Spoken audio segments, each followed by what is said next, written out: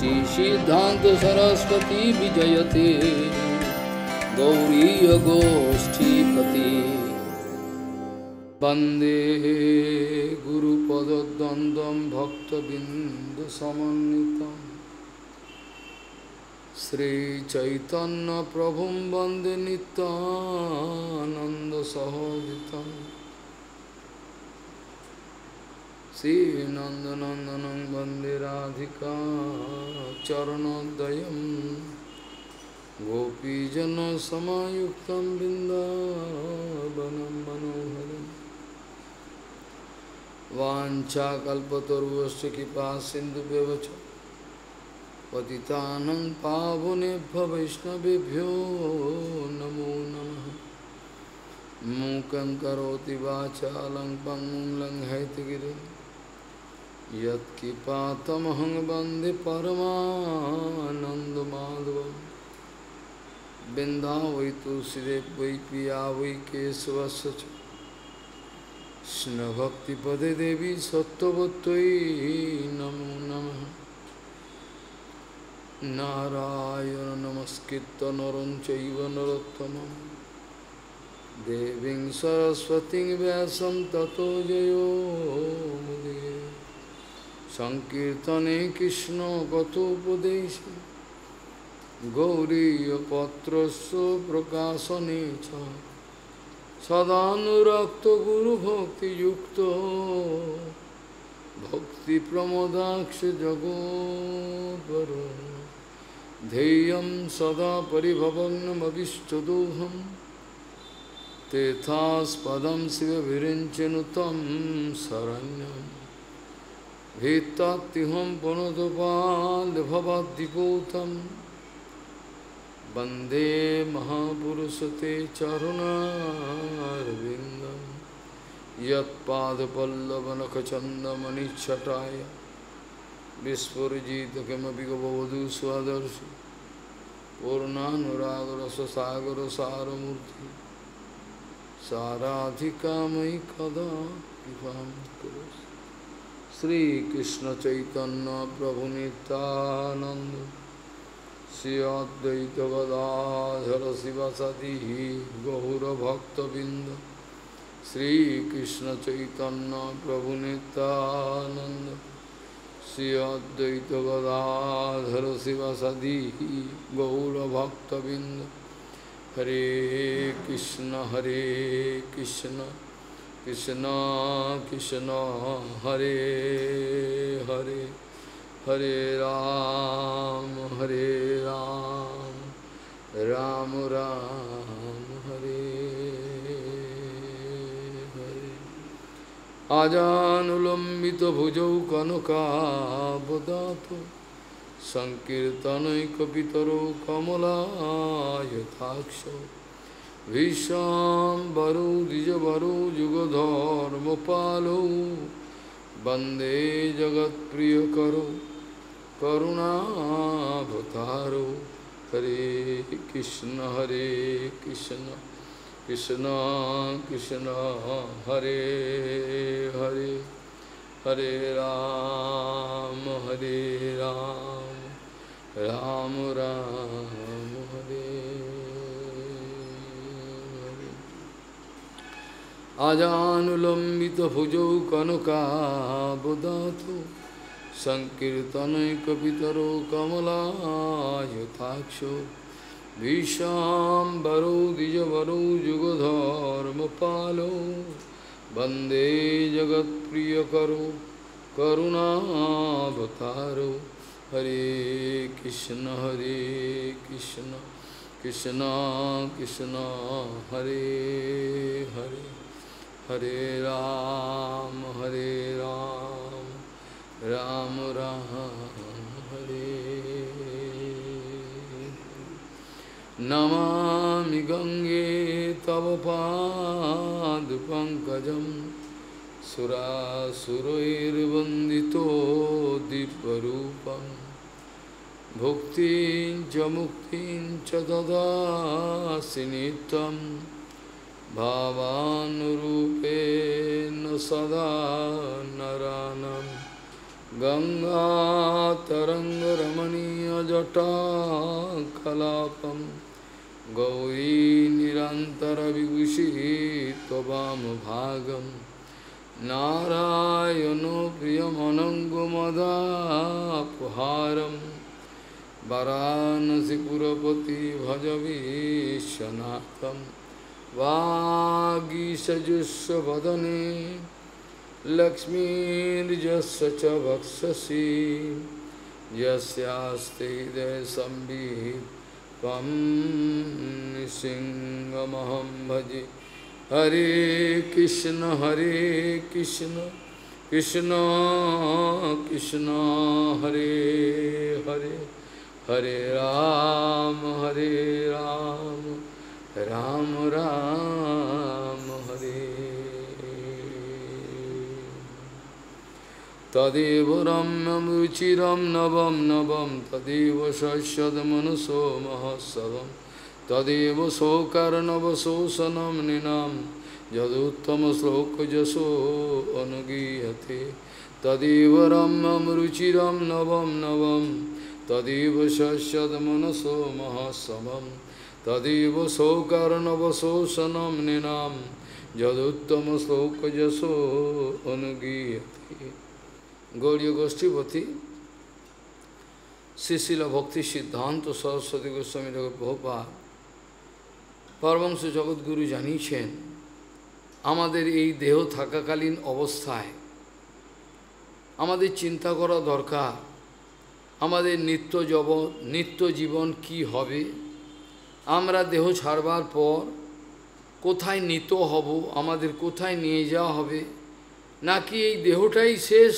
এর সঙ্গে সব খেলা খতম গৌড়ীয় গোষ্ঠীপতি শ্রীশিল ভক্তি সিদ্ধান্ত সরস্বতী গোস্বামী প্রভুপাদ পরমহংস জগদ্গুরু জানিয়েছেন এ নশ্বর দেহটা থাকাকালীন অবস্থায় আমাদের গভীরভাবে চিন্তা করা দরকার উচিত যে আমরা এই দেহ ছাড়বার পর আমরা কোথায় আমাদের নিয়ে যাওয়া হবে নাকি এই শরীরটাই শেষ এর সঙ্গে সব খেলা নাকি আমরা চারবকের মতো এই কথাটাই বিশ্বাস করব খেল খতম পয়সা হজম এটা তো আমরা বিশ্বাস করব না কাজেই গভীরভাবে আমাদের চিন্তা করা উচিত যে আমাদের কি হবে আমাদের নিত্য জীবন কি হবে যারা বাস্তবিক বুদ্ধিমান ব্যক্তি তারা এই সামান্য জগতের এই মোহ মায়া এগুলো দিয়ে ওরা ভোলেন না যারা অত্যন্ত বুদ্ধিমান বিচক্ষণ ব্যক্তি তারা এই জগতের সামান্য এই মায়া মোহ এগুলো দিয়ে তারা ভোলেন না তারা গভীর চিন্তা করেন নিশ্চয়ই এমন একটা বস্তু আছে যে বস্তুটাকে আড়াল করে রাখা হয়েছে যেটা মিদনাপুরে আলোচনা করেছিলাম মনে আছে হিরণ্ময়ীন পাত্রেণ সত্যস্য অপহিতম মুখম এটা হলো গোপন কথা পরম সত্য বস্তুটাকে সবার কাছে খোলা হবে না সবার কাছে পরম সত্য বস্তু খোলা হবে না কয়েকটা লিমিটেড 1-2 করে গোনা যায় তাদের কাছে খোলা হবে ভগবান এই পরম সত্যের মুখটা খুলতে দেবেন না এটা সবার জন্য নয় যারা বাস্তবিক পক্ষে নিত্য জীবনের অনুসন্ধান করছেন বলরাম নিত্যানন্দ তাদের অবশ্যই এই সংবাদ তাদের দেবেন শাস্ত্র বলছেন ভাগবতী মহাপুরাণ থেকে আরম্ভ করে পদ্মপুরাণ সমস্ত জায়গায় বলছেন বদ্ধজীব কোনো রকমভাবেই ভগবানের সঙ্গে সম্বন্ধ স্থাপন করে উঠতে পারবে না বদ্ধজীব এতটাই ক্ষুদ্র তাদের হয়তো বলবেন আপনি বলেছেন জ্ঞানময় চিন্ময় আনন্দময় প্রকাশময় সবই ঠিক কথাগুলো মিথ্যে না কিন্তু এটা এতটাই ক্ষুদ্র যেটা কল্পনা করা যায় ওই ক্ষুদ্রতা নিবন্ধন এই ক্ষুদ্রতার নিবন্ধন তারা অত্যন্ত দুর্বল তাদের জ্ঞান লুক্কায়িত হয়ে পড়ে রয়েছে প্রথম কথা হলো চিৎবস্তু ভগবান চিৎবস্তু হলে কি হয় এত চিৎবস্তু এত সামান্য যেটা ওটা এত ক্ষুদ্র যে কোনো সময় মিছে মায়ার বসে ঝাচ্ছ বেশে খাচ্ছ হাবুডুবু ভাই, এটা হয়ে যাবে, এতই ক্ষুদ্র। এই বলল গুরুদেবকে ভালো লাগছে, দুম করে ফেলে দিয়ে লাথি মেরে চলে গেল, ও মায়াদেবীর কোলে গিয়ে শুয়ে পড়ল। এ আটকানো যাবে না, বদ্ধজীবকে আটকানো খুবই মুশকিল, ভয়ঙ্কর পরিস্থিতি। এই জন্য যদিও শাস্ত্র বিচারে ভগবান সচ্চিদ আনন্দময়, জীবও তাই, কিন্তু এ কথাটা জেনে রাখতে হবে, ভগবানের আনন্দময়ত্ব, ভগবান যে আনন্দময়, আর জীবের আনন্দময়ের কথাটা আমি বলেছিলাম সেদিনকে, কি পোটেন্সি আছে, আনন্দময় এটা পোটেন্সি আছে, কিন্তু আনন্দটা প্রকাশিত নয়। আনন্দটা প্রকাশ করতে গেলে কোনো একটা সাহায্য চাই। যেমন আপনার দেশলাই আছে, দেশলাই কাঠিটাও আছে, সবাই জানে, প্রত্যেকেই জানা আছে, দেশলাই কাঠিটা মারলেই জ্বলবে, দেশলাই আছে, দেশলাই কাঠি আছে, কিন্তু তাই বলে আগুনটা নেই।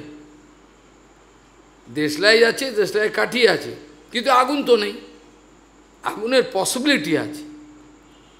এরকম আনন্দময় যদিও জীবকে বলা হয়, কান খুলে শুনে রাখবেন, এর মধ্যে আনন্দ নাই, আনন্দ লুকিয়ে আছে, পোটেন্সি। যার জন্য উপনিষদের ভাষায় বলা হচ্ছে রস এবহি অয়ম লব্ধানন্দী ভবতি। অর্থাৎ এক কথা বলতে গেলে ভগবান আনন্দময়, অনন্ত আনন্দের একটা উৎস। ভালো করে খেয়াল করতে হবে, ভগবান অনন্ত আনন্দের উৎস, ভগবান অনন্ত আনন্দের উৎস। অ্যাট দ্য সেম টাইম ভগবান কিন্তু নিজে আনন্দময়, এটা রেয়ার ব্যাপার হয়ে যায়। এই ভগবান হচ্ছে আনন্দের উৎস, তিনি যে আনন্দে ভেসে যাচ্ছেন, তিনি আনন্দের একটা উৎপত্তিস্থল, অথচ নিজেও আনন্দময়, সবসময় আনন্দে ভেসে যাচ্ছে। আর ভগবানের ভক্ত, তাদের সঙ্গে বদ্ধজীবের পোটেন্সিটা আছে বলে আনন্দ পেতে পারে। বদ্ধজীবের মধ্যে আনন্দটা প্রকাশিত নয়, কিন্তু পোটেন্সি আছে। ওই জন্য ওই সান্নিধ্যে ভগবান ভক্তের, ভগবান এবং ভক্তের সান্নিধ্যে প্রকাশ হয়ে যাবে। ঠিক এই কথাটাই আমি অনেক দিন আগে বলেছিলাম, যেটাকে আমরা বলি, অল্প কথায় আমরা বলি, ব্রহ্মাণ্ড ভূমিতে কোনো ভাগ্যবান জীব গুরুকৃষ্ণ প্রসাদে ভক্তিলতা বীজ। এই ভক্তিলতা বীজটা কি? অনেকে প্রশ্ন করেন বীজটা কি, বুঝতে পারলাম না বীজটা কি।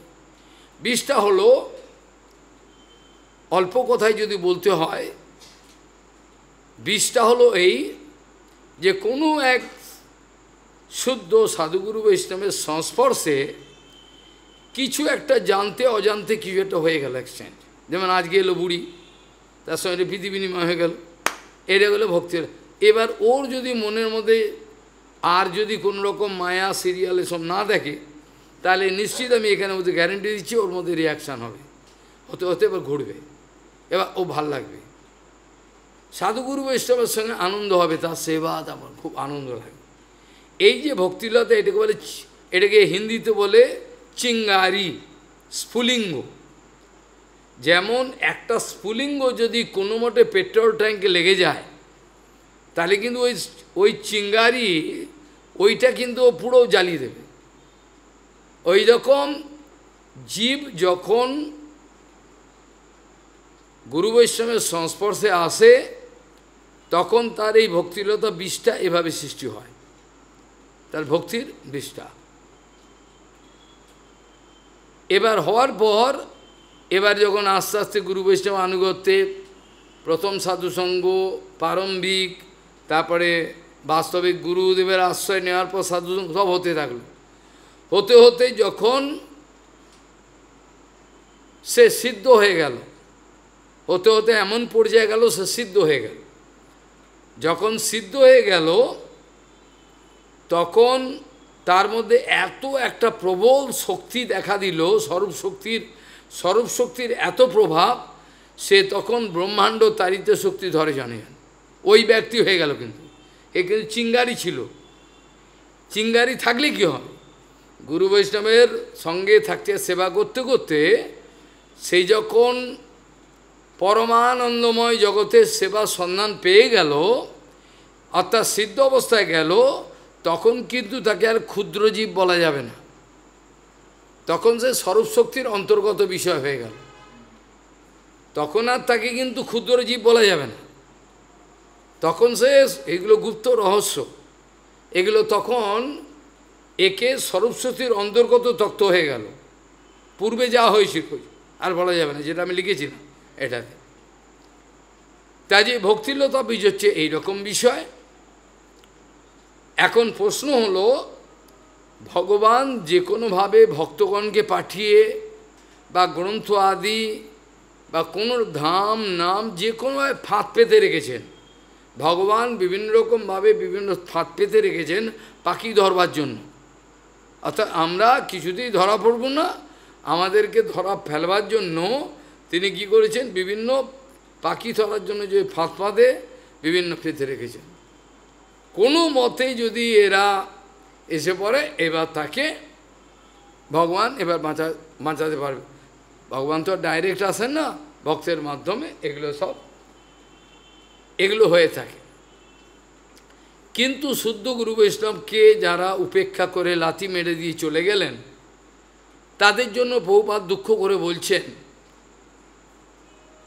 যে আপনি তো পরিপাত পরিবেশনের পথ ত্যাগ করেছেন, আপনি স্বতন্ত্র তর্কের পথ গ্রহণ করেছেন, আপনার জন্য আমরা কি করতে পারি?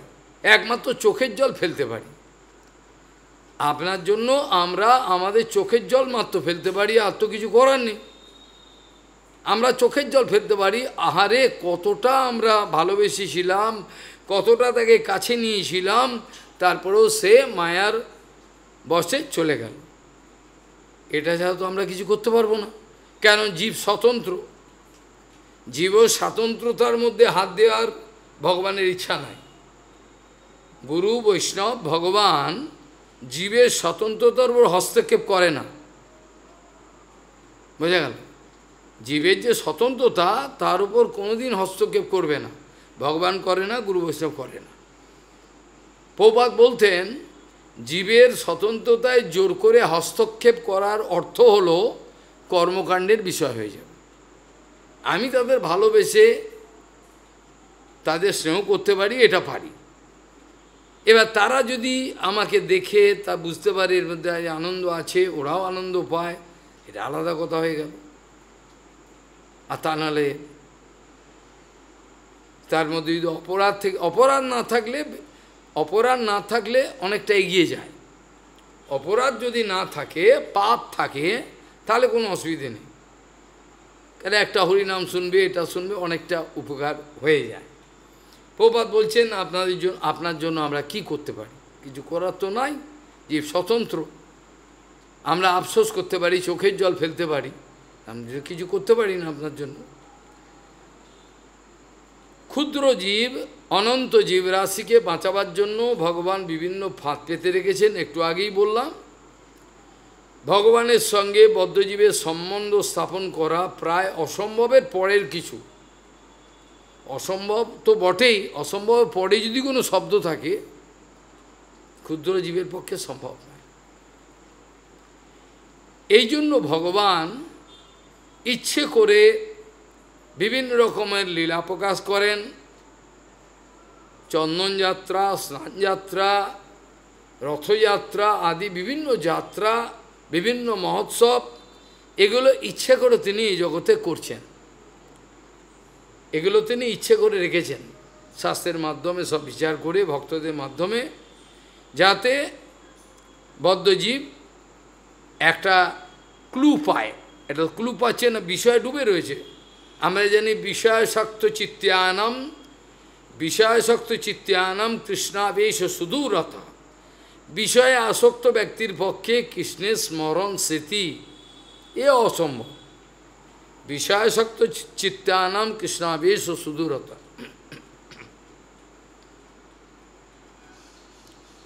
ভগবান বলছেন এদেরকে বাঁচাবার জন্য ভগবান ইচ্ছে করে অবতীর্ণ হন, বিভিন্ন রকমের লীলা প্রকাশ করেন। রাম, নৃসিংহ, বরাহ আদি, কৃষ্ণ, বলরাম বিভিন্ন রকমভাবে তারা আসেন, এসে তারা বিভিন্ন রকম লীলা বিস্তার করেন। আর এই লীলাগুলো দেখে কাউর মনে যদি সাধু সংস্পর্শে কোনোরকমভাবে একটু চিঙ্গারি স্ফুলিঙ্গ চলে যায়, তাহলে আজ না হলেও কাল সে স্ফুলিঙ্গ একটা বিরাট আগুনের আকার ধার, অর্থাৎ বিরাট ভক্তিমান একটা পাওয়ারফুল আচার্য হয়ে যাবে। এটার মধ্যে কোনো ভুল নেই। ভগবান চিন্তা করছেন, প্রভুপাদ বলছেন ক্ষুদ্র জীব ভগবানের সঙ্গে সম্বন্ধ স্থাপন করতে পারবে না, তাই জন্য ভগবান ইচ্ছা করে ধাম, নাম, ভক্ত বিভিন্ন রকম ব্যবস্থা, যেটা সেদিনকে বলছিলাম মনে আছে না, সুলভম ভগবান নাম জিহ্বা চ বশবর্তিনী তথাপি লোকম নরকম জানতি। কিম আশ্চর্য মতো পারো, আরে লোকে নরকে যাচ্ছে কেন? ভগবানের নাম রয়েছে, ভগবানের সুলভ নাম, জিউ রয়েছে, সাধুরা রয়েছে করছে, তারপর নরকে যাচ্ছে বলে, হ্যাঁ সব নরকে যাচ্ছে। সুলভম ভগবান নাম জিহ্বা চ বশবর্তিনী তথাপি লোকম নরকম জানতি। কিম আশ্চর্য, এর থেকে আশ্চর্য কি? এক কৃষ্ণ, গোবিন্দ, জগন্নাথ বললে পরেই সব হয়ে গেল, আর তো কিছু বাকি থাকে না। এক জগন্নাথ, রাম, নৃসিংহ বললেই তো সব শেষ। এই এত সোজা কাজটা করতে পারছে না, এত সোজা, খালি কখনো কেন কি বলিতে না আরো কৃষ্ণ গোবিন্দ না, আবল তাবল ভূতের পেঁচাল বলছো। হ্যাঁ, এক দিদিমা ঠাকুমা দেও রাখবে, তাকে বলছে আপনি কৃষ্ণ নাম করো, রাম নাম করো, অত কথা বলতে পারি না বলছে, অত কথা বলতে। আর ও ডাকছে, বিজু কোথায় গেল, প্রীতম কোথায় গেল, নাতিগুলো ওইগুলো ছাগল বলতে পারছে, আর বলে কৃষ্ণ নাম বললে অত কথা বলতে পারি না। এই তো অবস্থা। এই যে মারবাড়ির কথা মনে আছে না, শস্যের মারবাড়ির গোডাউন, এলে গোডাউনে সারা জীবন ওই পালকিওয়ালা, ঝুনঝুনিওয়ালা ওই করে গেল, শস্যের আটা, চাল, ডাল, ওই গোডাউন। আর মরবার টাইমে যে খাবি খাচ্ছে বেটা, তখন সব নাতি পুজো 51 পরিবার সব এসছে, সব একসঙ্গে, কত পরিবারের লোক, সে নাতি, ওর নাতি, ও সব এসে জড়ো হয়েছে। সব ইধার আগে এত গুদা কোন হ্যাঁ গদ্দি মে কোন হ্যাঁ, সব ইধার আগে এত গদ্দি মে কোন হ্যাঁ, গদিতে তো কেউ থাকতে হবে, ও মরবার সময় গদির চিন্তা করছে। এইরকম হচ্ছে আমাদের অবস্থা, কিচ্ছু করার নেই। প্রভুপাদ বলছেন যেমন সূর্যালোক আছে আমাদের এই জগতে, সূর্য ভগবান আছেন, সূর্য ভগবানের অনেক সিনোনিম আছে না, সবিতা থেকে আরম্ভ করে দিনমণি থেকে আরম্ভ অনেক, দিবাকর, জি সব কিছু আছে, ভগবানের অনেক নাম আছে। এই ভগবান অর্থাৎ এই সূর্যরূপে ভগবান বলছেন গীতাতে, সূর্যরূপে আমি আছি, তাই তো বটে। বলছে কিন্তু হলে কি হবে, এই সূর্য ভগবান যেখানে আছে সেখানে ভালো আছে, একটু কাছে যদি এসে পড়ে পুড়ে শেষ হয়ে যাবে, জ্বলে পুড়ে শেষ হয়ে যাবে, বোঝা গেল, জ্বলে পুড়ে শেষ। সূর্যের কয়েক লক্ষ লক্ষ কিলোমিটারের কাছাকাছি যারা আসে, যারা যাওয়ার চেষ্টা করেছে, সে মেটালগুলো বাষ্প হয়ে চলে গেছে, মেটাল, লোহা নয়, লোহার থেকেও মেল্টিং পয়েন্ট অনেক, যারা কেমিস্ট্রি পড়েছে, মেল্টিং পয়েন্ট, প্ল্যাটিনাম, ওডিন, এইসব, ও কোনো যেতে পারবে না, ও বাষ্প হয়ে যাবে, এত তাপ, সর্বদা ফিশন ফিউশন রিয়াকশান হচ্ছে তো ভেতরে, গোলা চলছে। এখন ওই সূর্যটাকে প্রভুপাদ বলছেন ভগবান এমনই দয়াময়, সূর্যটাকে এমন একটা দূরত্ব রেখেছেন যেখান থেকে আমাদের তাপ পেলে সুবিধা হবে, তাপ পাবো, গাছপালা হবে, খাওয়া দাওয়া করবো, সব ঠিকঠাক করবো। কিন্তু যদি সূর্য অনেক দূরে চলে যায়, প্রভাত হইতে সব অন্ধকার হয়ে যাবে। 3টে রাত লাগবে না, 3টে রাত, 2টো রাত হলে বরফ পড়তে আরম্ভ করবে। সূর্য যদি 3 রাত না ওঠে, চারিদিকে বরফ দিয়ে ঢেকে যাবে, হয়ে গেল। আবার যদি কাছে চলে আসে, জ্বলে মরে গেল। তাহলে ভগবান এমনই চতুর, সূর্যকে এমন একটা জায়গায় রেখেছে যেখান থেকে কোনো কতটা আমাদের অসুবিধা হবে না, আমরা সবই করতে পারবো, জীবনযাত্রা, খাওয়া দাওয়া, শস্য আদি সবই করতে পারবো। ঠিক সেইরকমভাবে আমাদের সঙ্গে ভগবানের অ্যাডজাস্টমেন্ট হওয়া অসম্ভব। আমাদের সঙ্গে ভগবানের কী করে অ্যাডজাস্টমেন্ট হবে? ভগবান অনন্ত, ভগবান অনন্তরূপী ভগবান, আমরা আমাদের চোখেই দেখা যায়। তো কী করে একটা অনন্তরূপী হরি, হরি অনন্ত, হরি রূপ অনন্ত, তার সঙ্গে আমাদের জীবের সম্বন্ধ কী করে? বলে এই জন্যই তো গুরু আসছেন। সম্বন্ধ সম্ভব নয় বলেই তো তিনি গুরুরূপে আসছেন। তিনিই আসছেন গুরুরূপে এসে মানুষের মতো আমাদের সঙ্গে থাকছেন, সব কিছু বোঝাচ্ছেন, মজা করে সব কিছু করছেন। ভগবানের সঙ্গে সম্বন্ধ সম্ভব নয় বলতে গুরু তিনিই আসছেন গুরুরূপে। গুরুরূপে এসে আমাদেরকে সব বুঝিয়ে দিচ্ছেন, সব কিছু দিয়ে আমাদেরকে বুঝিয়ে বাজিয়ে চল বাবা নিত্য জগতে নিয়ে যাচ্ছেন। এই অ্যাডজাস্টমেন্টটা, এটা সম্বন্ধে চিন্তা করা দরকার। এখন আমি একটা আপনাদের জানা থাকলেও এমন একটা আশ্চর্য প্রসঙ্গ আপনারা কল্পনাও করতে পারবেন। হয়তো আপনারা অবচেতন মনে অনেকে জানেন, কিন্তু ভেবে দেখেননি কোনো দিন। অবচেতন মনে কিছু কিছু আইডিয়া আছে। ভগবান শ্রীকৃষ্ণ চৈতন্য মহাপ্রভু আসার পর ভজনটা এত সোজা হয়ে গেছে যে বলা যায় না। শ্রী চৈতন্য মহাপ্রভু আমাদের কাছে আসবার পর যখন লীলা করে সব কিছু দেখিয়েছেন, সব কিছু করেছেন, আমাদের পক্ষে ভজনটা সুলভ হয়ে অত্যন্ত সহজ হয়ে গেছে। যদিও মোটা মাথায় ঢোকেনি। কী করে সহজ হলো? অনেকে বলুন কী করে সহজ হলো? আমি বললেই বুঝবে সহজ হলো। সেই জন্য আমাদের চৈতন্য মহাপ্রভু অষ্টকমে কি বলছেন? চৈতন্য অষ্টকমে সব বলে গেছে। আর বলছেন, হ্যাঁ হ্যাঁ সেটা তো আছেই। আবার সদোপাস্য শ্রীমন ধৃতমনুজ খাবৈ প্রণয়িতম বহুত ভীর গিব, এই যে শ্লোক করে এখানে বলছে মানুষের রূপ ধারণ করে গৌরাঙ্গ মহাপ্রভু এসছেন, আমাদেরকে বোঝাচ্ছেন যে যেগুলো নিয়ে পড়ে রয়েছে সেগুলো কিছু না।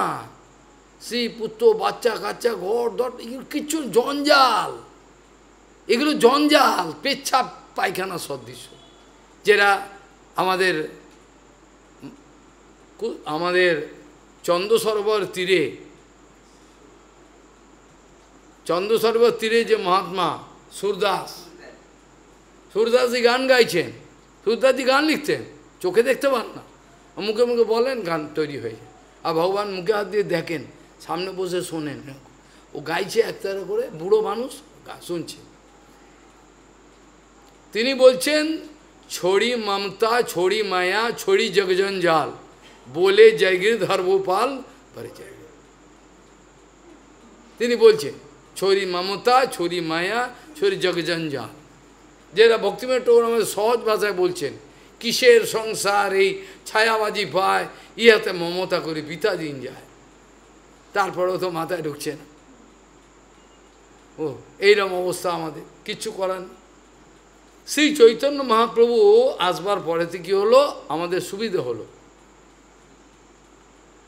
আমাদের নিজের যে ভজন মুদ্রা, মুদ্রা মানে ভজনের পৌষ ইংরেজিতে বলে, বিভিন্ন রকমের ক্রিয়াকর্ম প্রতিক্রিয়া, ভজনের যেগুলো মুদ্রা, এটা তিনি দেখাচ্ছেন। এগুলো দেখিয়ে বলছেন ভজন অত্যন্ত সোজা। তোদের আমি বলিনি না খেয়ে থাকতে হবে, তোদের বলি জঙ্গলে যা, না খেয়ে থাক, ঘুমোস না, এগুলো বলিনি। বলেছি কি? হ্যাঁ, এগুলো পাগলগুলো বলছে। কে একটা এসেছিল না, সে হাওড়া, মহারাজ রাত को 2 बजे जगने बोला, हम कौन पागल बोला, बोले बोला। আমি না আমার কাছে আসবি না, যা তুই গিয়ে আর হরিকথা শোন, তারপরে আসবি। তুই নর্মালি ঘুমা, নর্মালি খা, কোনো বস্তুতে যেন লোভ লোভ না থাকে। কচুরি পুরি খাবি, লোভ যেন না থাকে প্রসাদ বস্তুতে। লোভ হলে কিন্তু লোভই কিন্তু বন্ধন, লোভ হয়ে গেল চলে গেল। তা মহাপ্রভু ভক্তদের কথা কী লেখা রয়েছে ওই জন্য, আকণ্ঠ করিয়া করে মহাপ্রসাদ। অথচ যোগীরা ওরা বলছে হ্যাঁ কম খা, একটুখানি খেবি, তাহলে উল্টো হয়ে যাবে, আর তোরা যা পেশ কর। মহাপ্রভু শিখিয়ে দিয়ে গেছে, খুব খাও আর কীর্তন করো, খেয়ে দিয়ে ঘুমিয়ে থাকলে হবে না, খুব খেলো খেয়ে ঘুমিয়ে হয়ে গেল। মহাপ্রভু খেয়ে ঘুমাতে বলেন, সংকীর্তন করো, সংকীর্তন করো, নাম সংকীর্তন করো। শ্রী চৈতন্য মহাপ্রভু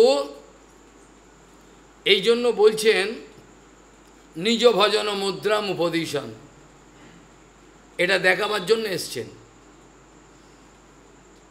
নিজ ভজন মুদ্রাম উপদিশন, নিজ ভজন মুদ্রা, নিজের যে স্বভক্তব্য শুদ্ধ্যাম, মানে নিজের ভক্তগণকে শুদ্ধ, শুদ্ধ বলতে কি বোঝায় না, যুক্ত বৈরাগ্যের আধারেতে নির্মল। শুদ্ধ, শুদ্ধ কথাটা বলতে চাইছেন, শুদ্ধ বলতে ওরা না খেয়ে থাকো, না ঘুমো, এগুলো বলেনি। শুদ্ধ বলতে বলছে যে অন্তঃকরণে কোনো কামনা বাসনার ভাব থাকবে না, ঐকান্তিকভাবে ভগবানের প্রতি ভালোবাসা থাকবে, প্রসাদও সেবা করিতে হয়, সকল প্রপঞ্চ আমি ছানারসা খাচ্ছি, মালাই খাচ্ছি, তাহলে হয়ে গেল, তাহলে বন্ধন হয়ে গেল। এটা মহাপ্রভু শেখায়নি। ওই জন্য নিজে বলতেন আমাকে লাফড়া ব্যঞ্জন দাও, ওদেরকে পিঠা বানা দাও, আমাকে লাফড়া ব্যঞ্জন দাও। কেন বলতেন? প্রসাদে যেন প্রসাদ বুদ্ধিটা থাকে, প্রসাদে প্রসাদ বুদ্ধি তো নাই, তাই কী করে হবে? এই জন্য স্বভক্তেভ্য শুদ্ধ্যাম নিজ ভজন মুদ্রাম উপদিশন সচৈতন্য কিংমে পুনরপি দিস্বতি পদম। কখন সেই চৈতন্য মহাপ্রভু আমার দিগ্গোচর হবে? দিগ্গোচর হবে কি করে? এখনও হবে, এখনও দিগ্গোচর হবে। এটা টাইম ট্রাভেলের কথা আমি বলছি না, এটা অন্য প্রসঙ্গ হয়ে যাবে। টাইম ট্রাভেলে বলছি যে পাস্টেও যাওয়া যায়, through time travel I can go to past and I can do future, but that machine is not there. এটা সম্ভব, যেমন it is already supported in Bhagavatam. I can give example, you can go mad. বোঝা গেল? আমি এই প্রসঙ্গটা তুলতে চাই না, অন্য প্রসঙ্গ, তথাপি একটু টাচ করলে আনন্দ লাগবে। আমি আপনাকে একটা মেটালিক ক্যাপসুলের মধ্যে দিয়ে আমি লাইটের ভেলোসিটিতে পাঠিয়ে দিলাম, আপনি ছুটুন। এবার আপনি যতদূর যাবেন ঘড়ি দেখবেন, আর এই পৃথিবীতে যে সময় দেখবেন মিলবে না। এখানে 5 বছর আর ওখানে 5 মিনিট, 5 মিনিট হবে না। এটা এই পৃথিবীর মধ্যে পরীক্ষা করে দেখা গেছে। হিমালয়ের উপরে যান, টাইম ঘুরে গেছে, টাইম হচ্ছে না, মিলছে না। সুপারফাস্ট ট্রেনে পাস করুন 125 কিলোমিটার, আর এ বাড়িতে বসে রয়েছে, তাকে টাইম জিজ্ঞাসা করবেন, হচ্ছে এত ডিফারেন্স হয়ে যাবে। এটা একটু আশ্চর্য বিষয়, এগুলো বিজ্ঞানের বিষয়। আমি একটা উদাহরণ দিলে তোমাদের মজা লাগবে। One example I can give so you can get this point. You can remember in Bhagavatam 10th canto, there is one incident. What is that? বলছে সেখানে রেবতী মাকে নিয়ে ওর বাবা রেবত চলে গেছে ব্রহ্মার কাছে, to ask whom to give the daughter. I like to arrange marriage, but with whom I can marry? Who is the proper candidate? কে উপযুক্ত ক্যান্ডিডেট কে? এটা জানবে যে ব্রহ্মার কাছে। ব্রহ্মা একটু ব্যস্ত ছিল আর কি, সেরকম সভা চলছে, তা সবার জন্য অপেক্ষা করেছে। করার পরে বাবা কী জন্য এসছো? বাবা জিজ্ঞাসা করতে, আমার মেয়েকে বিয়ে দেবো। কার সঙ্গে বিয়ে দেবে মানে? এখন ফিরে যাবে, দেখবে যুগ বদলে গেছে, এখন দাপর যুগ। হ্যাঁ দাপর যুগ, এখন হ্যাঁ দাপর যুগ হয়ে গেছে। বলে কি? You see the difference, he gone there in Brahma Loka. And Brahma speaking, if you go back to earth, then now it is Dapur Yuga end. I come in Satyayuga, time travel. Time travel. বলে এখন গিয়ে দেবে লোকজন ছোট ছোট, তোমার মেয়ে একটু লম্বা, কী করবে এখন, কার সঙ্গে বিয়ে দেবে? তো ফিরে এসছে, এসে দেখে সব ছোট ছোট লোক, লম্বা লোক আর নেই কেউ। তা বলরামের সঙ্গে বিয়ে দেবে বলেছে, আর বলরামকে চেপে ছোট করে দিল, যা ছোট হয় যা। বলরামের সঙ্গে বিয়ে দিল রেবতী মা, লম্বা ছিল বিরাট। তো এটা টাইম ট্রাভেল, কিছু না। আমি প্রমাণ করে দেবো যেগুলো বিজ্ঞান বলছে না, সব ভাগবত আমি দেখিয়ে দেবো। ভাগবতে আগে থেকে বলা রয়েছে, ভাগবতে কিন্তু অনেক ভবিষ্যৎ। যেটা Sudarshan Chakra, a laser weapon, এটা লেজার উইপন, সুদর্শন চক্র সমস্ত, যেটাকে মিসাইল বলো, আমাদের শব্দবেদী বাহন, everything. There is bow and arrow in Mahabharata, Ramayana. If you do mantra, and that finally they can go to the target. What is it? Missile? It's called missile. সব দেয়া আছে শাস্ত্রে, এগুলো আমরা কেউ চিন্তা করে দেখে না। যাই হোক, যে কথা বলছিলাম, এটা হচ্ছে শ্রী চৈতন্য মহাপ্রভু আমাদের না খেয়ে থাকতে বলেননি, বরঞ্চ তিনি উদ্বেগ পেতেন, কি হলো এদের, তাড়াতাড়ি প্রসাদের ব্যবস্থা কর। এমনকি বাইরে থেকে যে ভক্তরা এসছে রথযাত্রায়, রাজা প্রতাপরুদ্র বলছেন, মহাপ্রভু ভক্তদের বলেন, শিগগিরই যাও সমুদ্রে স্নান, জগন্নাথের চক্র দেখো, শিগগিরই গিয়ে জগন্নাথ চান করো, সমুদ্রে প্রসাদ পাও। রাজা বলছে, কী ব্যাপার, মহাপ্রভু বললো না যে জগন্নাথ দেখুন আগে, ভেতরে যাও? হ্যাঁ, তো বলছে তাড়াতাড়ি গিয়ে চান করে প্রসাদ পাও। এটা কী ব্যাপার, এখানে তো উপবাস করতে হয়, মাথা নেড়া করতে হয়, কিছু বলছেন না। সার্বভৌম ভট্টাচার্য তখন রসিক হয়ে গেছে, আগে তো ছিল শিয়ালের মতো, নিজেই বলছে, আমি আগে শিয়াল ছিলাম, হুয়া হুয়া হুয়া করতাম শিষ্যদের সঙ্গে, এখন আমাকে কি করলেন গৌরাঙ্গ কে জানে, এখন গলে যাই আমি, গৌরাঙ্গকে দেখলি হয়ে গেল, এইরকম বলছেন। তারপর হচ্ছে, রাজন তুমি যেটা বললে ঠিকই কথা, কিন্তু এইখানে রাগ ধর্ম, এটা তো রাগ ধর্ম। গৌরাঙ্গ মহাপ্রভু সাক্ষাৎ জগন্নাথ, ও ভক্তদের জন্য কষ্ট পাচ্ছে, এতদিন হেঁটে হেঁটে এসছে, শিগগিরই আগে গিয়ে প্রসাদ দে। তো এটা তুমি বুঝতে পারবে না, এটা রাগমার্গ, রাগমার্গে তুমি প্রবেশ করতে পারবে না, জানো না, এর মধ্যে রহস্য আছে ভক্তের সঙ্গে ভগবানের। এটাতে চুল কাটতে হয়, মাথা নাড়া করতে হয়, সবই কথা, সবই তোমার কথা ঠিক, এটা হচ্ছে বিধি মার্গে, এলে উপবাস করতে হবে, মাথা নাড়া করতে হবে, এগুলো তোমার কথা। কিন্তু এখানে রাগমার্গে, যেখানে চৈতন্য মহাপ্রভু স্বয়ং প্রসাদের ডালি নিয়ে এনে এরমভাবে দিচ্ছে, কোন পাগল ছাগল আছে যে জগন্নাথ স্বয়ং প্রসাদ দিচ্ছে সেটা ফেলে উপবাস করব? আরে জগন্নাথ স্বয়ং দিচ্ছে, হাতে করে নিয়ে মহাপ্রভু, এক একজনের পাতে 10 জন খেতে পারবে না, লেখা আছে। বলছে মহাপ্রভু যখন অন্ন এরমভাবে তুলছে না, 10 জন খেতে পারবে না, 10 জন। হ্যাঁ, স্বরূপ দেখলে তো গণ্ডগোল, সব ফেলা যাবে। তুমি বসো, তুমি বসো, তুমি দিলে কেউ খাবে না, তুমি দিলে কেউ খাবে না, তুমি যতক্ষণ না খাবে খাবে না, তুমি বসো, আমি দিচ্ছি, তুমি দেখো। তুমি তো দিতে থাকবে, ওরা খাবে না, তুমি যতক্ষণ মুখে না দেবে ওরা খাবে, তুমি বসো, তো আরও বেশি করে কষ্ট দিচ্ছ, বুঝিয়ে বসাবে। এক একজনের পাতে 10 জনের অন্ন দিচ্ছেন, তাই যেখানে জগন্নাথ স্বয়ং দিচ্ছেন, সেখানে জগন্নাথের বালাই নিয়ে উপবাস করে কোন পাগল আছে? এটা তো রাগানুগা মার্গ।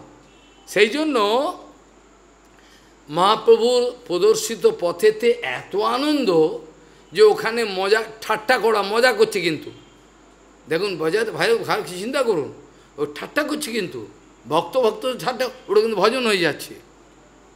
যেমন আমাদের সনাতন গোসাই ব্রজবাসীকে জিজ্ঞেস, ব্রজবাসীর কাছে বহুত দিন আমি আয়া বাবা, কিউ কাঁ চলে গে, বাবা এবার বসেছে আনন্দ করে, মাটা দিচ্ছে খেতে, আমাকেও দিত। আমি বল, মেয়েকে কার সঙ্গে বিয়ে দিলি, জামাই কি করে, ওরা মনে করছে এগুলো কি কথা বলছে, জড়ো জড়ো কথা না। আমি যে এদের সঙ্গে ঠাট্টা করি সব কিন্তু ভজন, এরা বুঝতে পারে না। আমি যে রসিকতা করি, ঠাট্টা করি, সব কিন্তু ভজন। ভজনটা মানে হচ্ছে হরে কৃষ্ণ করে এটা নয়, এই সব মানে প্রত্যেকটা ক্রিয়াকর্মকে মহাপ্রভু শিক্ষায় ওটা বসা, চলা ফেরা, চিন্তা করা, সাঁতার কাটা, মজা করা, সমস্ত হরিভজন। এইটা গৌরাঙ্গ মহাপ্রভু যারা কেউ দেখায়, আপনি সাঁতার কাটছি কিন্তু ওখানেও কিন্তু হরিভজন হচ্ছে, একে অপরকে জল মারছে, চোখে জল মারছে।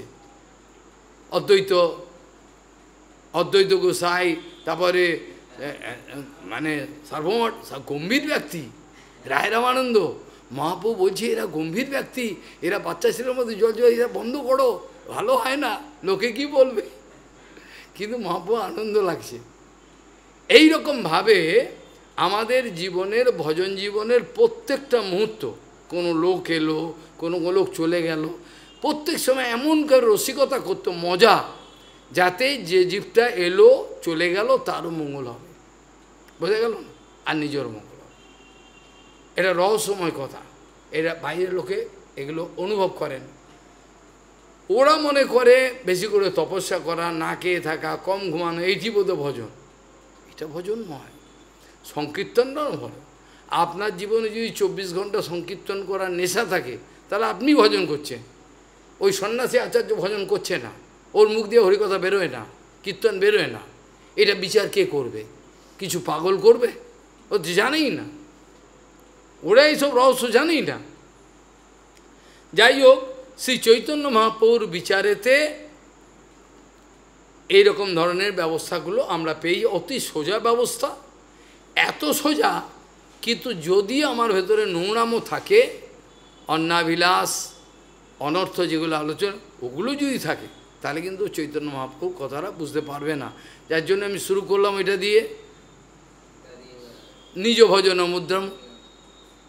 মহাপ্রভু এটা কিন্তু দেখিয়েছেন, যখন রামচন্দ্রপুরী সমালোচনা আরম্ভ করলে এত অন্ন খায়, তখন মহাপ্রভু কী করলেন, 4 ভাগের 1 পিণ্ড আর 4 ভাগের 1 ভাগ রাখতেন, রেখে তার একটুখানি পেতেন, বাকিটা স্বরূপ খেত, তার বাকিটা আবার হরিদাস খেত।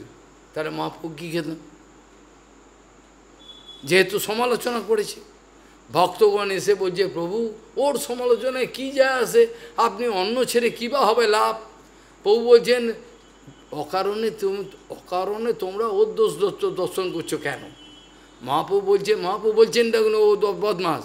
মহাপ্রভু বলছে অকারণে তোমরা ওর দর্শন, ও তো ঠিকই কথা বলেছে, এক সন্ন্যাসীর তো এরকম খাওয়া উচিত নয়। মহাপ্রভু ওকে শেখাচ্ছেন যে ও তো ঠিকই বলেছে, ওর দর্শন করছো কেন? একটা সন্ন্যাসী তো এভাবেই শেখা উচিত। কিন্তু উনি যে সন্ন্যাসী নয়, উনি যে জগন্নাথ, একবারে হাজার হাজার ভাণ্ড প্রসাদ খেতে পারেন একেবারে। এটা কে বুঝেছিল? সার্বভৌমভট্টাচার্য বুঝেছিল, অদ্বৈত গোসাই বুঝেছিল, আর তো সবাই বোঝেনি। বুঝছিল কি? অদ্বৈত গোসাই রেগে গিয়ে বলছে এত অন্ন খেতে পারবো না, আলাদা একটা পাতা নয়, অল্প করে দাও। ও চালাকি রাখো, জগন্নাথ পুরীতে তুমি হাজার হাজার ভাঁড় খাচ্ছ, আর এখানে এক পাতা একটু খেতে পারবে না, খাও না, খেতে পড়ে থাকে না, উচ্ছিষ্ট রাখা উচিত না, খাও শিগগির। এটা বলে ভালোবাসা, এটা প্রীতির সম্বন্ধ। এগুলো বাইরের লোক বুঝবে না, ভক্ত বুঝবে যে কতখানি ভালোবাসা। তিনি সংকোচ করছে, এই ভাব জগন্নাথ পুরীতে ভাঁড়ে ভাঁড়ে খাচ্ছ তুমি, 3 বা 36 বার তোমাকে ভোগ দেয়, আর এখানে তুমি এইটুকু অন্ন খেতে পারবে না, হ্যাঁ খাও শিগগিরই, এইভাবে। তাহলে কতটা ভালোবাসা দেব। কিন্তু আমাদের ভক্তদের জন্য মহাপ্রভু যেরকম রাস্তা দেখিয়েছেন, এটা কিন্তু না বুঝে যদি মহাপ্রভুর নকল করি, তাহলে কিন্তু বিপদ হবে। একটা কথা ভুললে চলবে না, তিনি হচ্ছে জগন্নাথ, তিনি তো জগন্নাথ, তার নকল করলে আমার হবে না। কিন্তু যে তার যুক্ত বৈরাগ্যের শিক্ষাটা তিনি দিয়েছেন, এটা আপত্তি কিছু নেই।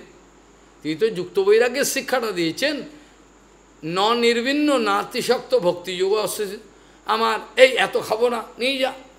আর ঠিক আছে, যতটা সুদামা বিপ্র যখন গেছেন দ্বারকায়, এত কচুরি পুরি খেতে দিয়েছে, ও তাকিয়ে রয়েছে, কী হলো খাও, বলছে লালা বন্ধুকে বলছে, বন্ধু এগুলো খেলে আমার তো ভজন হবে না, তুই অল্প করে দে, যেটা পারো খাও। তাহলে ওটা এতগুলো পাকওয়ান দিয়েছে, ওকে খেলে তো আর ভজন হবে না। ওই যে বলছে সুদামা বলছে তুই খাও, তারপর দেখা যাবে, থাকলে আমরা খাবো। কৃষ্ণ বলছে আমরা উচ্ছিষ্ট খাবো। এই হচ্ছে ভগবান। তা আজকে ব্যাপারটা হলো স্নানযাত্রা, চন্দনযাত্রা, রথযাত্রা, সব একটা করে একটা ভগবান ফাঁদ পেতেছেন পাখি ধরবার জন্য। আমরা উড়ে উড়ে গিয়ে বিষয়ে বসি, আর ঠোকরাই ওসব। ওই জন্য ভগবান ইচ্ছে করে এইসব স্নান যাত্রা, চন্দন যাত্রা, বিভিন্ন রথযাত্রা, বিভিন্ন যাত্রা খুলে রেখেছেন, যেটাতে আমাদের সুবিধা, আমরা সুযোগ পাই, আমরা সুযোগ পাব। সুযোগ পেলে সেই কোনোরকমভাবে সেই লীলাতে যদি কিছু অনুভব করি, ভক্তের সঙ্গ হয়, তাহলে আমরা উদ্ধার হয়ে যাব, বেরিয়ে যাব। আর আমাদের আজকে হচ্ছে সেই স্নানযাত্রা। জেনে রাখতে হবে আজকের দিনটা অত্যন্ত গুরুত্বপূর্ণ দিন। আজকের দিনটা হচ্ছে অত্যন্ত গুরুত্বপূর্ণ দিন, যেটা হচ্ছে স্নানযাত্রা বলা হয়। আগে সেই যিনি, যার কাছে জগন্নাথ ধরা দিয়েছিলেন, রাজা প্রদ্যুম্ন, ইন্দ্রদ্যুম্ন রাজা, প্রদ্যুম্ন ইন্দ্রদ্যুম্ন রাজা, সেই ইন্দ্রদ্যুম্ন রাজার কাছে তিনি ধরা দিয়েছিলেন দারুক ব্রহ্মরূপে। অনেক কথা আমি বলবার দরকারও নেই, পরে রথযাত্রা বা আলোচনা হতে পারবে। এখন ইন্দ্রদ্যুম্ন রাজাকে তিনি বলছেন যে আমি আমার আবির্ভাবের আগে একটা কুয়া আমি পাঠিয়ে দিয়েছিলাম, ওই কুয়ার মধ্যে সর্বতীর্থের জল থাকে, যেটা দেখবে ভূষুণ্ডিকা গাছের জায়গা দেখেছো? দেখোনি? নীলমাধব মন্দিরে ঢুকেছ? নীলমাধব বা বিমলা দেবীর আগে দেখবে বাঁ দিকে, যেখানে ব্রাহ্মণরা বসে একটা চাতালের উপর, ওটা এগিয়ে গিয়ে বাঁ দিকে ওইখানে দেখবেন একটা কুয়া আছে। সেইখান থেকে জগন্নাথের স্নানের জন্য সর্বতীর্থ সেখানে বিরাজমান। কি করে সর্বতীর্থ আছে ভগবানই জানে, কোনো কাটা চ্যানেল নেই, কিছু নেই, কেউ জানে না। সর্বতীর্থের জল ওর মধ্যে আছে, পবিত্র জল। সেই জলকে জগন্নাথের স্নানযাত্রায় ব্যবহার করে, অন্য অন্য জগন্নাথের যে ক্রিয়াকর্ম হয় রোজ, সব ওই জলে হয়। ওটাতে 108টা সোনার কলসি আছে, এত বড় বড় সোনার কলসি আছে। ওই সোনার কলসিতে পাবকা মন্ত্র পাঠ করতে করতে জল দিয়ে এসে চন্দন আদি বিভিন্ন সুবাস দিয়ে সেই জলের ঘোড়া আগে সাজিয়ে রাখবে। কেন, এটা তো শুধু অভিষেক নয়, এটা মহা অভিষেক। এই মহা অভিষেকের কথা জগন্নাথ দেব স্বয়ং ইন্দ্রদ্যুম্ন রাজাকে বলেছিলেন যে আমার মহা অভিষেক করতে হবে এই দিনেতে, লোকে জানবে আমার এই দিনে অভিষেক হলো আমার প্রতি। আসলে তো জগন্নাথ নিত্য বিরাজিত। এই জ্যৈষ্ঠ মাসের এই পূর্ণিমার আজকের এই দিনে, পবিত্র দিনে, জগন্নাথের ইচ্ছা অনুযায়ী ইন্দ্রদ্যুম্ন রাজা এবার এই কুয়া থেকে জল সমস্ত কিছু করে, জল পবিত্র, বিভিন্ন গন্ধ আদি সমস্ত কিছু মিলে মহাস্নান, দুগ্ধ দধি দিয়ে এই স্নান করা হয়। ইন্দ্রদ্যুম্ন রাজা যে বেদি করেছিল, যে বেদি ওটা কবে ভেঙে চুড়ে সব হয়ে গেছে। আমাদের পরবর্তীকালে যে বেদিটা এখন আপনি পুরীতে গেছেন, পুরীতে গেলে বাইরে থেকে দেখবেন দেখা যায় সিংহর দ্বারে lion gate, if I stand in front of lion gate, you can have the darshan of that altar. When usually Jagannath going there at the time of স্নানযাত্রার সময় যেখানে জগন্নাথকে বসানো হয়, সেটা বাইরে থেকে দেখা যায়, কিন্তু বাইরে থেকে দেখা যায়। আর জগন্নাথের স্নান যখন তখনও দেখা যায়, কিন্তু ভিড় হয় প্রচণ্ড, ধাক্কামুক্কি হয়, দেখা যায় অনেক উপরে। যারা বেটে মানুষ তাদের অসুবিধা হবে, লম্বা লোক দেখতে পারে বা কোনো যদি ঠিক মতো যদি সরিয়ে দেখে, ভালো করে দেখা যায় জগন্নাথ দেখে, যত লোকীয় বাচ্চা কাচ্চা সবাই দেখতে পায়। তা এখন এই যে ওই যে দক্ষিণ দিকে এইটা থেকে জল এনে 100 ঘোড়া, 108 ঘোড়া এসব রেডি থাকবে, জল তৈরি। আর জগন্নাথ বলদেব সুভদ্রাকে যেমন রথযাত্রায় পাহন্ডি করে, ঠিক ওর পাহন্ডি বলা যায় এটাকে।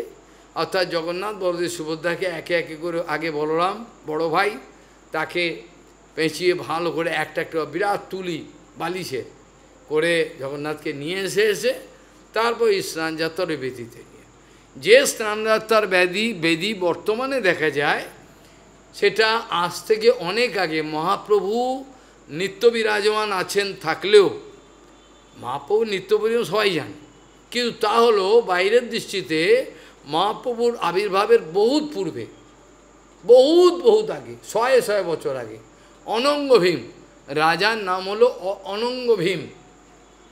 অনঙ্গ ভীম বর্তমানে যে মন্দিরের যে কাটিং দেখছেন ওগুলো উনি করেছিলেন। আগেও ছিল মন্দির, কিন্তু এত এগুলো করেছেন তিনি।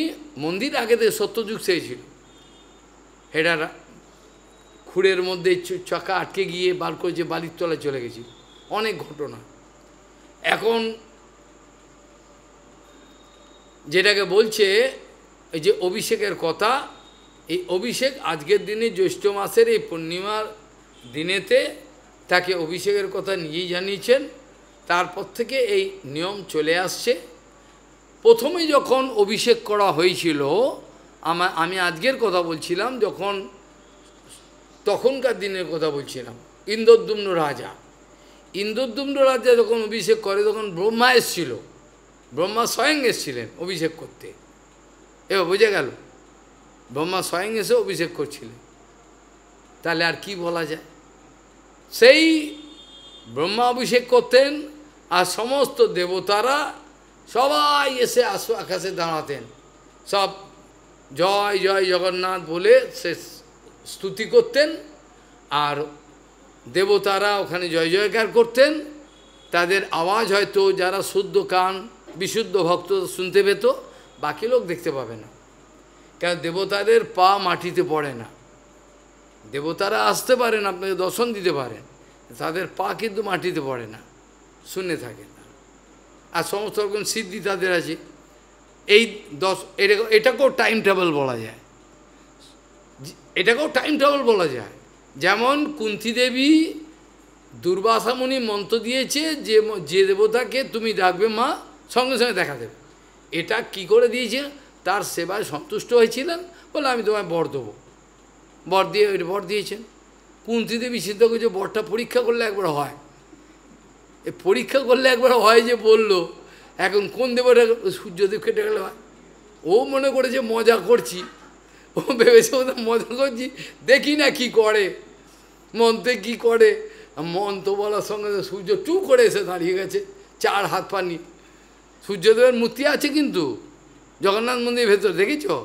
হ্যাঁ, হ্যাঁ দাঁড়িয়ে গেছো, খাপে গেছে। আরে আপনি তাহলে আমাকে ডাকলে, আমি ডাকলাম, আপনি হ্যাঁ মন্ত্র বলে ডাকলে, আমি এলাম।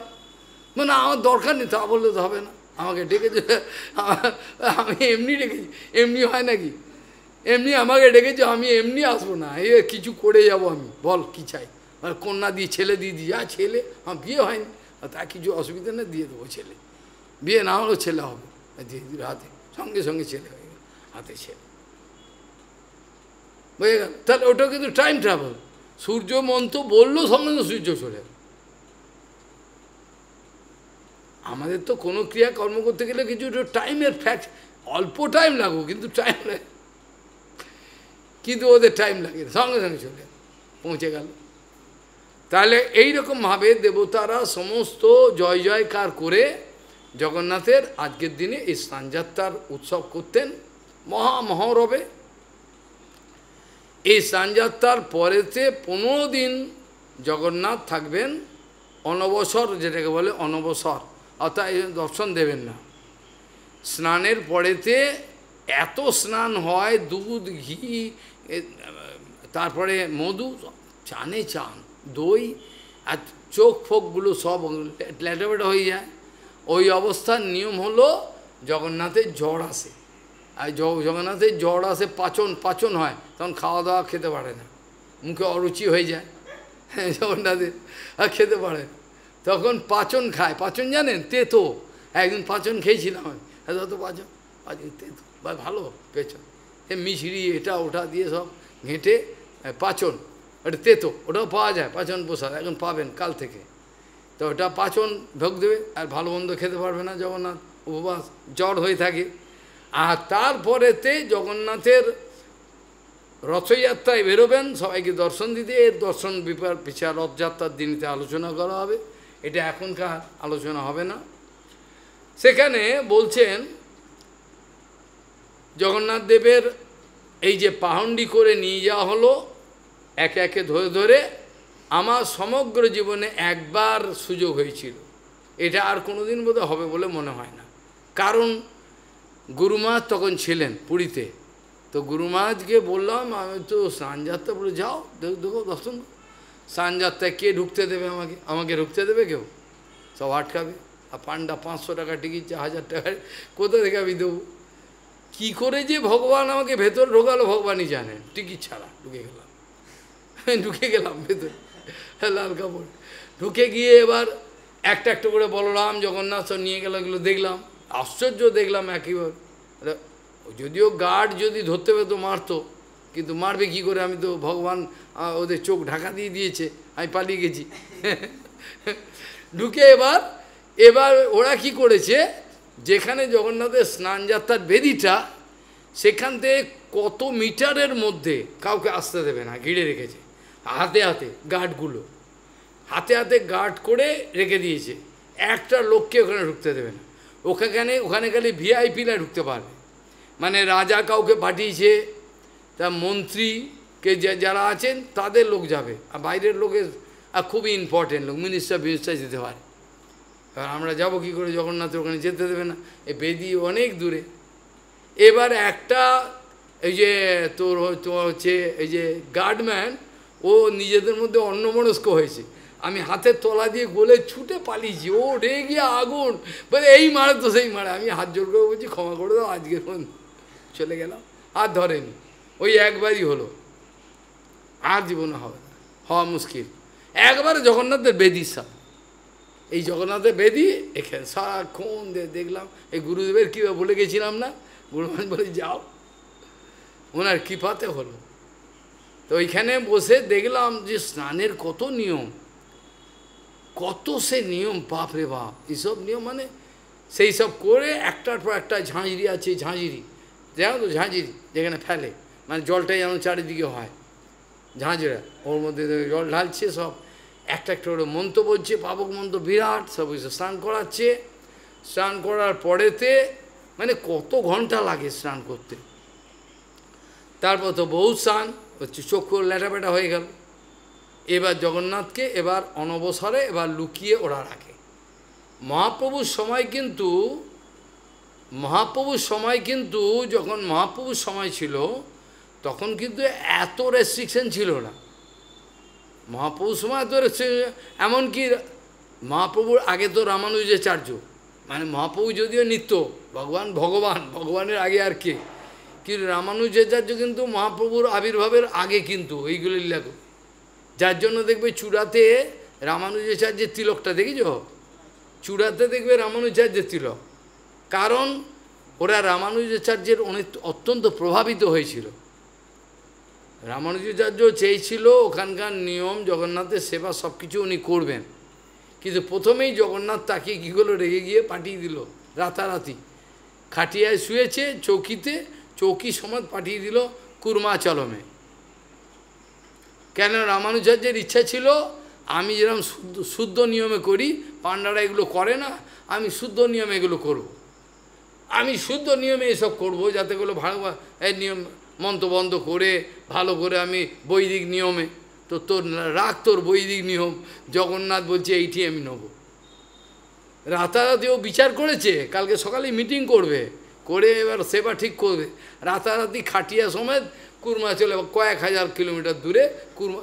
সকালবেলা উঠে কোথায় এলাম রে বাবা, সকালবেলা উঠে কোথায় এলাম, বললে লোকের কাছে খবর নেই কুর্মাচলম। হ্যাঁ, কুর্মাচলম কোথায়? পুরী আর কোথায় কুর্মাচলম?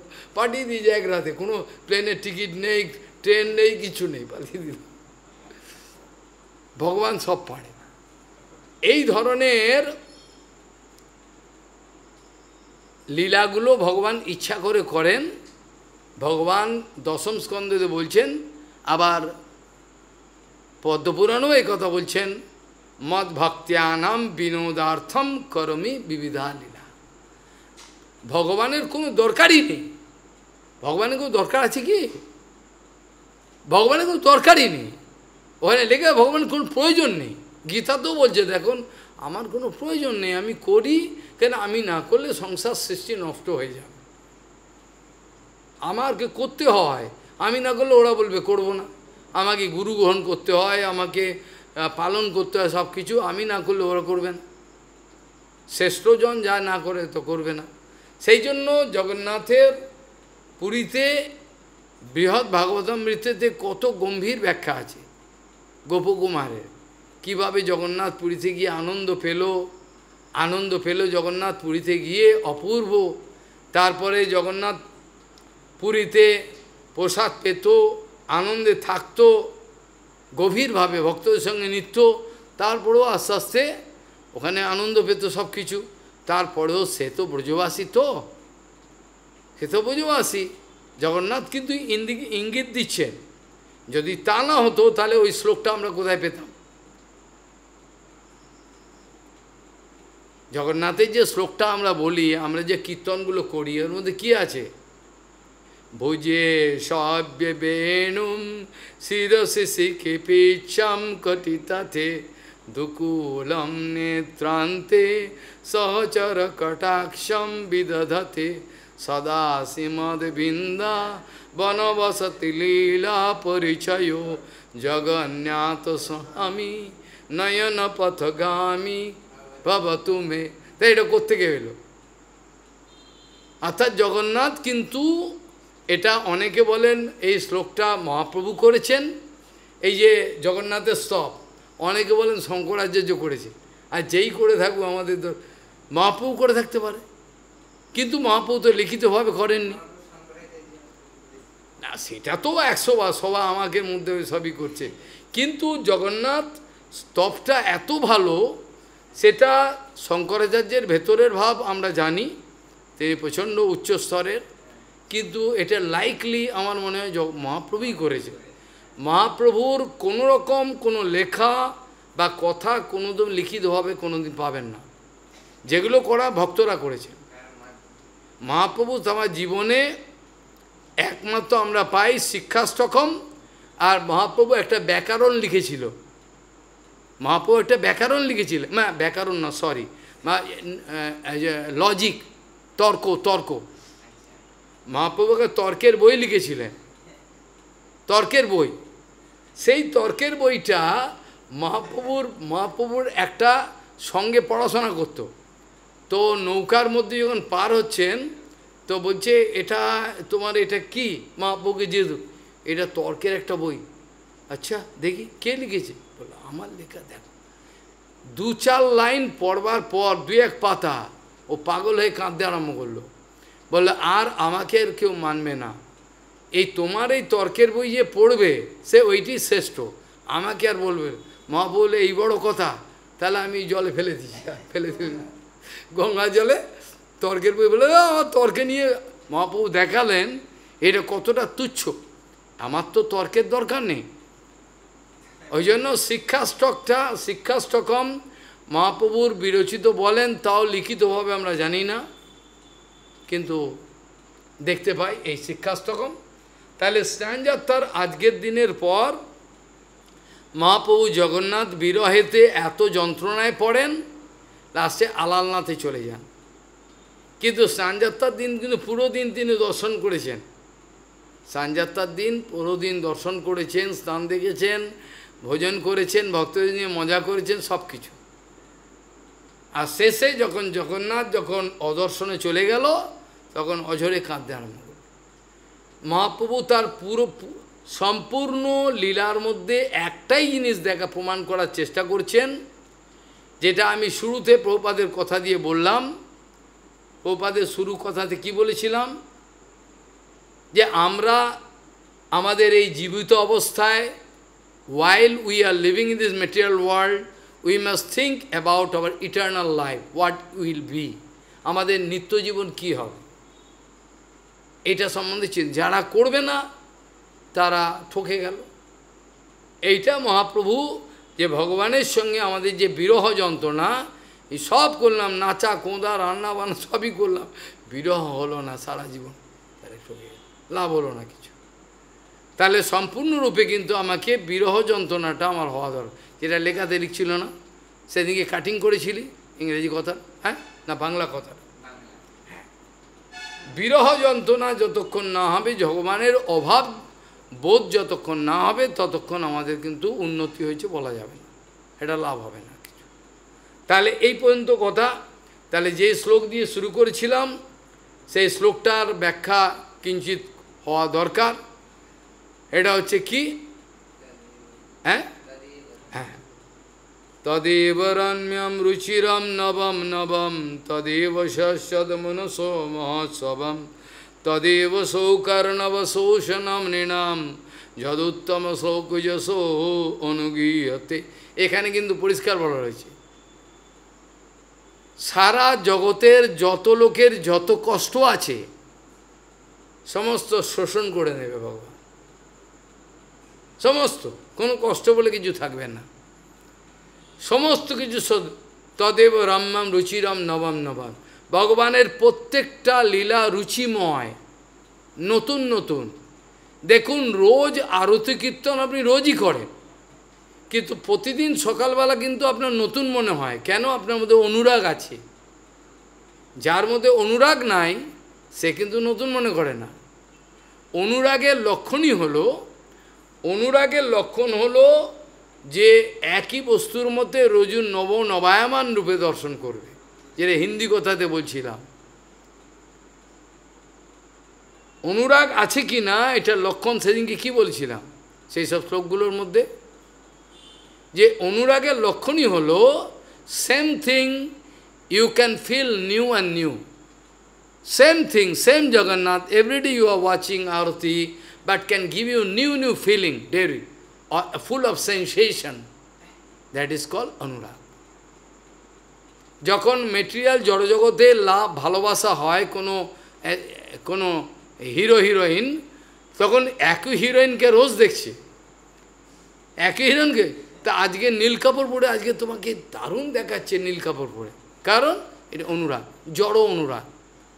সেরকম ভগবানের জন্য আমাদের যদি অনুরাগ হয়, সেই অনুরাগ কিন্তু প্রত্যেকটা সময় নতুন নতুনভাবে দেখা যাবে। যদি না হয় তাহলে কিন্তু আমি আস্তে আস্তে বোর ফিল করব। তা নাহলে আমার রান্না সেবাতে আরম্ভ করে, আমার বাসন মাজা থেকে আরম্ভ করে যে কোনো সেবা আমি করেছি আনন্দের সঙ্গে। ওলা বিরাট বাসন, এই তো কটা বাসন তোদের, এই এত বড় বাসন, সব ভাসে বসে। খাওয়া আগে খাইনি। নিয়ম হলো অতিথিগণকে নেমন্তন্ন করে কেউ যদি আগে খেয়ে নেয় তার সমস্ত রোগ ব্যাধি চলে আসবে, তার রোগ ব্যাধি আসবে, অতিথিকে দিতে হবে নিয়ম, তার রোগ নানা ধরনের রোগ আসবে তার, বোঝা গেল না? কাজেই মহাপ্রভু এই স্নানযাত্রার সময় যা করেছিলেন তার পরের দিন থেকে মহাপ্রভুর বিরহ যন্ত্রণা সহ্য করা যায় না, অসহ্য হয়ে গেল। তিনি আর জগন্নাথ পুরীতে থাকতে পারছেন না। অসহ্য হয়ে গেলে কী করলেন? তিনি সোজা নীলাচল ছেড়ে দিয়ে চলে গেলেন আলালনাথে। আলালনাথে ব্রহ্মগিরি, সেখানেই জগন্নাথ ওখানে থাকে। তারপরে রথযাত্রার আগে নেত্রোৎসব, নেত্র কাকে বলে? জগন্নাথকে নতুন পরিমাণে আবার রং করবে, করে সুন্দর করে অঙ্গরাগ করে, তখন মহাপ্রভুর দর্শনের কথা যদি কেউ দেখে, মানে মহাপ্রভুর চোখ আর সচ্ছে না, জগন্নাথের চোখ থেকে আর মুখমণ্ডল থেকে মহাপ্রভু সরাতে পারছেন না একই। এটা কি আমরা যদি মনে করি অভিনয়, কি হয়? যেটা আমাদের গুরুবর্গ দেখিয়েছেন, আমাদের গুরু মহারাজ ভক্তিমোহন পুরী গোস্বামী মহারাজ, মানে দ্বৈত মাধব গোস্বামী মহারাজ, তারা যখন জগন্নাথের রথে পাগল হয়ে কীর্তন করছেন, পাগল হয়ে গেছেন। আর আমাদের গৌড়ীয় মঠের ছাড় আছে মহাপ্রভুর সময় থেকে, আর কাউকে যেতে দেবে না। তো একজন চোর ব্যাগ থেকে টাকার এটা চুরি দিচ্ছে, মহাপ্রভু কেউ করেছে পাঞ্জাবের পুরী মহারাজ, পাঞ্জাবি পুরী মহারাজ, যেটা মাধব গোস্বামীর শিষ্য, রেগে আগুন, তুমি আমাকে এই সময় এইসব কথা বলছো, কত নেবে, নিয়ে যাক টাকা পয়সা, আমাকে বিরক্ত করলে, তুমি আমার ভাবটাকে ভঙ্গ করে দিলে, টাকা নিয়ে যাচ্ছে, দেখ কত নেবে, কি আছে।